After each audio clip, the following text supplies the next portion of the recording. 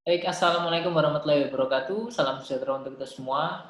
Hari ini kita akan coba mendiskusikan sesuatu yang menarik, yaitu terkait human capital.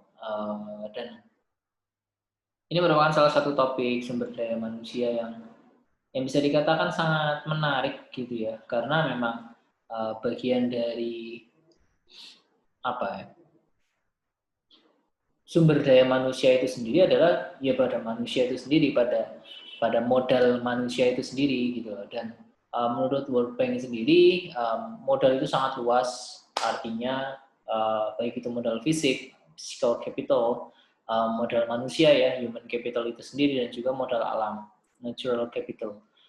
Dan mutu modal manusia terdiri dari kemampuan, keahlian, dan pengetahuan dari seseorang itu sendiri untuk menciptakan suatu karya, bekerja, melakukan sesuatu yang bermanfaat gitu ya. Dan menurut Hildebrand, selain dari kemampuan, keahlian, dan pengetahuan, juga melihat dari level nutrisi, harapan hidup, keahlian, pengetahuan, maupun kemampuan, dan juga attitude atau sikap itu sendiri. Dan um, ketika kita berbicara terkait bagaimana berkarya, bekerja gitu ya, memang itulah yang dituntut oleh manusia untuk bisa melakukan suatu hal gitu loh.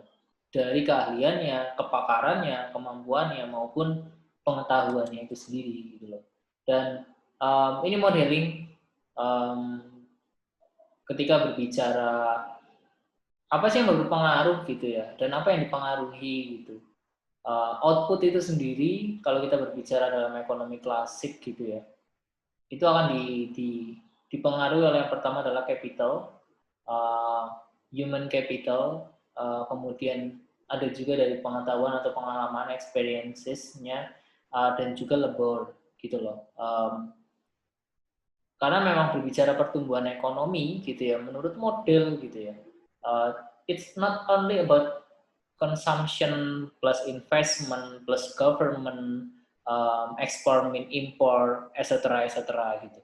Namun juga kita berbicara bagaimana manusia itu bisa di suatu daerah itu ya, manusia di suatu daerah itu bisa untuk melakukan sesuatu hal yang yang menjadikan daerah itu bisa berkembang, baik itu dari sektor kemampuannya, keahliannya, maupun kepakarannya yang memberikan benefit bagi lingkungan sekitarnya itu sendiri. Oleh karena itu, output misalkan saja kita berbicara PDRB-nya gitu ya, ataupun output karya ataupun lainnya, itu memang berdasarkan dari capital physically-nya, modal manusia dan pengetahuan serta tenaga kerjanya seperti itu.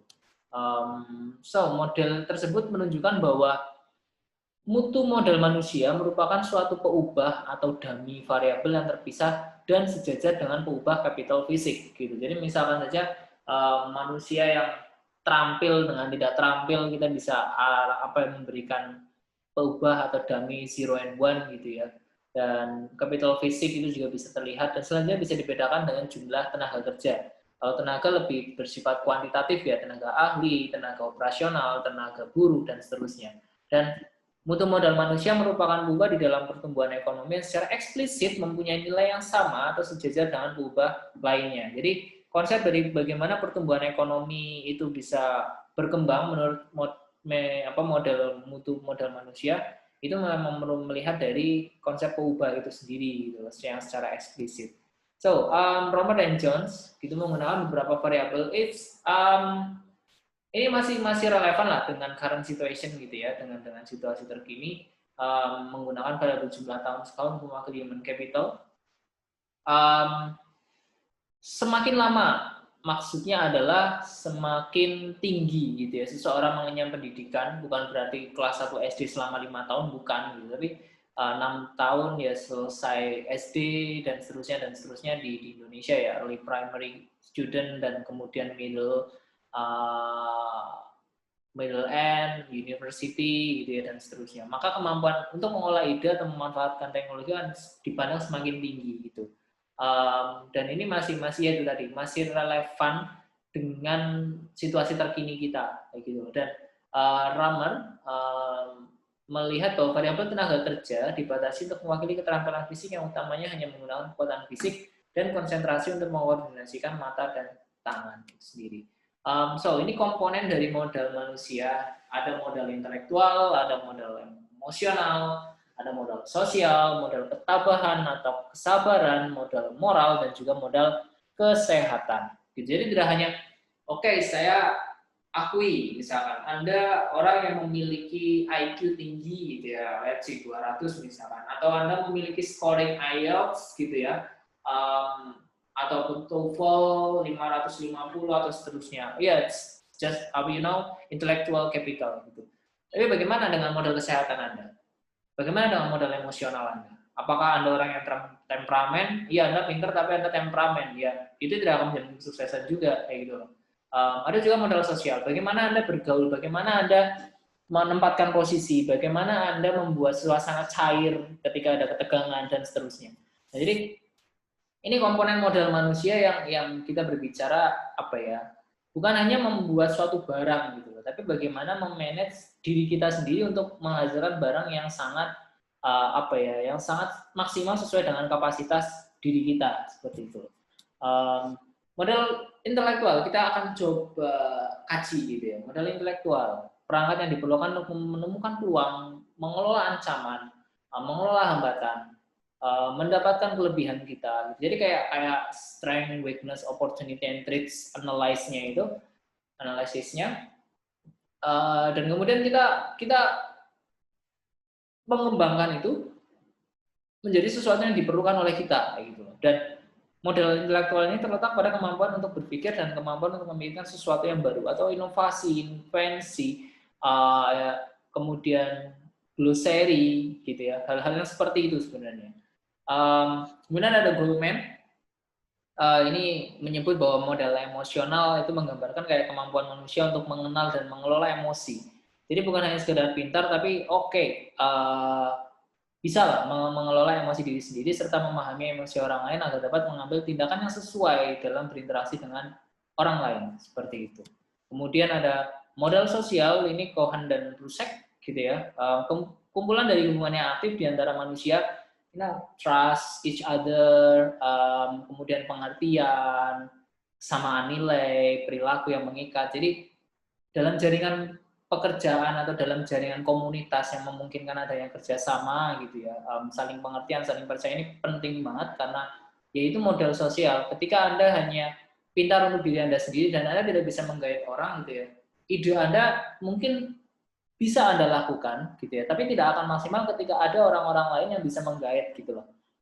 Sebagai contoh gini, Anda ingin membuat suatu konser musik gitu contohnya. Anda seorang musisi misalkan gitu ya, kemudian Anda ingin membuat suatu konser, ya oke, saya ingin membuat konser, karyanya ada gitu, saya bisa membuat karya yang hits misalkan, kemudian di situ Anda berpikir bagaimana mengumpulkan 5.000 orang dalam satu waktu gitu ya, baik itu live stream or live luring gitu yang nyebutnya ya, orang datang gitu ya, dan ya saya nggak bisa melakukan itu sendiri menurut saya. Apakah Anda bisa melakukan itu sendiri? Saya rasa tidak gitu. Anda membutuhkan tim I.O., Anda membutuhkan tim, bahkan tim yang membawa barang gitu ya, membawa gear, yang membawa lampu parlet gitu ya, yang menyiapkan rundown acaranya, yang menyebarkan pamflet, yang membuat pamflet, yang membuat medsosnya, yang membuat tiketing kalau misalkan ada tiketnya, dan seterusnya dan seterusnya. Jadi perlu ada suatu hal untuk saling percaya, saling pengertian, dan oke, ayo kita buat konsep ini, buat karya ini sukses seperti itu, dan memungkinkan adanya kerjasama itu sendiri. Gitu. Jadi memang, nah ini perlu nih modal sosial dalam melaksanakan suatu hal yang berkaitan dengan sumber daya manusia, agar suatu karya, suatu konsep, suatu proyek itu bisa berjalan sesuai dengan yang dikehendaki. Nah, ada lagi Fukuyama, modal sosial itu kayak serangkaian nilai, ya, sejenis rangkaian nilai atau norma informal yang dimiliki bersama di antara para anggota suatu kelompok masyarakat yang memungkinkan terjadinya kerjasama di antara mereka. So, mediasi investasi modal manusia. Jadi, it's like, ini gimana sih agar modal manusia ini bisa berkombinasi gitu ya, antara apakah pendidikan itu akan menjamin kesuksesan seseorang. Wah, ini kayak talk show motivator gitu ya. statistically yes, gitu ya. Secara statistik iya, memiliki pengaruh. Baik itu kausalitas satu arah, dua arah memiliki pengaruh. Sukses ke pendidikan, pendidikan ke sukses, iya oke. Tapi ada beberapa variabel, misalkan aja kita sebut moderasi intervening gitu ya, pelatihan, modal sosial, pengalaman hidup, cara pengambilan keputusan yang membuat orang itu bisa lebih sukses lagi. Karena memang definisi sukses pun dalam sumber daya manusia itu sangat beragam gitu loh. Ada orang yang menganggap sukses itu ketika sudah mengumpulkan uang sekitar 500 juta misal gitu ya. Atau orang yang menganggap sukses itu sudah bisa memberangkatkan orang tua naik haji dengan penghasilan dia sendiri, penghasilan yang dia dapatkan dari karya-karya yang dia ciptakan. Kayak gitu kan bisa aja. Nah, kesuksesan itu sesuatu yang sangat variatif gitu ya. Walaupun dalam OECD misalkan ya, ataupun dalam SDGs itu menyebut bahwa yang disebut sukses ya 17 sub gitu ya. Kalau OECD ada ya pendapatan minimal yang 1,25 dolar per hari gitu ya. Atau kita sebut lagi tadi ya SDGs, no poverty, well-being, health status, educational improvement, gender equality, etc. seperti itu. Jadi memang kalau berbicara terkait human capital itu sesuatu yang bagaimana model dari manusia itu untuk mengeluarkan output yang terbaiknya gitu ya. Tidak hanya output berkaitan dengan mikro, tapi juga makro kayak gitu loh. Contoh tadi pertumbuhan perekonomian kayak gitu loh. Efeknya kan nanti ke situ. Terima kasih. Kurang lebih seperti itu. Kalau misalnya nanti ada pertanyaan atau komentar bisa chat below gitu ya. Sampai ketemu di video selanjutnya. Wassalamualaikum warahmatullahi wabarakatuh.